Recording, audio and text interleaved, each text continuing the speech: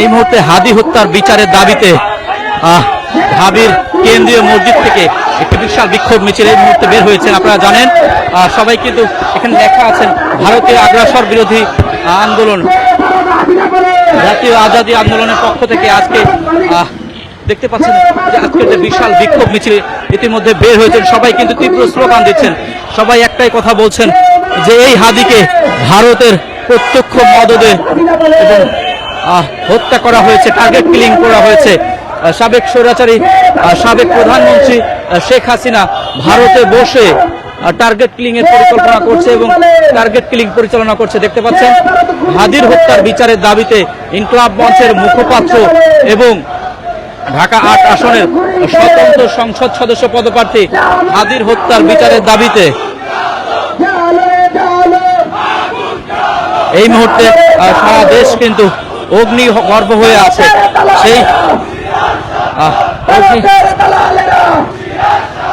দেখতে পাচ্ছেন সারা দেশ আজকে উত্তাল। কালকে রাত থেকে আমরা দেখতে পেয়েছি ঢাকার বিভিন্ন জায়গায় বিক্ষিপ্তভাবে রাত 9:30 নাগাদ যখন এই ঘোষণাটি আসে এবং এই খবরটি ছড়িয়ে পড়ার সাথে সাথেই বিক্ষুব্ধ ছাত্র জনতা প্রতিবাদ জানাতে থাকে এবং বের হয়ে তারা বিভিন্ন জায়গায় আগুন দিতে থাকে। দেখতে পাচ্ছেন এই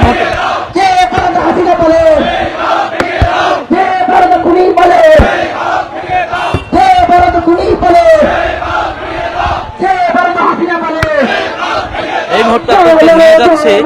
দেখতে পাচ্ছেন এই মুহূর্তে বিক্ষোভ মিছিলটি ঢাবির সকল রাস্তা প্রদর্শন করছে।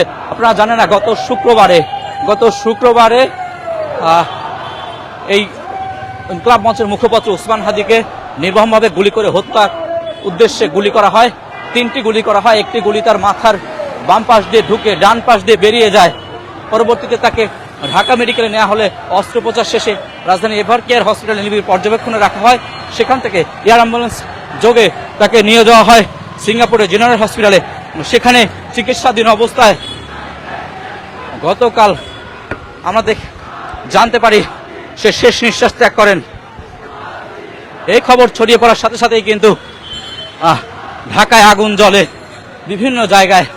ডেইলি স্টার, প্রথম আলো পত্রিকা অফিস সহ বিভিন্ন ধানমন্ডি 32 সহ সব জায়গায় আগুন ধরিয়ে দেওয়া হয়, ভাঙচুর করা হয়। প্রতিবাদের ঢল নামে উত্তাল হয়ে ওঠে ঢাকার রাজপথ।